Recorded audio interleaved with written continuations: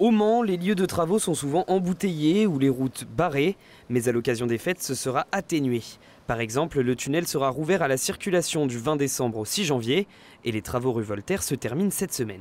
Notre obsession, de manière permanente, c'est comment une contrainte, qui est celle des travaux, on peut la minimiser. Qu'est-ce qu'on peut faire pour que ça soit moins long? Tous les jours, on regarde la régulation des feux. Tous les jours, on voit comment on peut organiser pour que ça soit moins énervant. Parce que dans des points stratégiques comme sur la place Washington ou encore avenue Félix Génesley, les embouteillages peuvent créer de l'agacement. Aujourd'hui, ce que l'on est en train de faire, c'est pas pour embêter les gens, c'est pour préparer l'avenir, c'est pour permettre le développement des transports en commun. On est attentif à, en effet, les gens qui peuvent râler.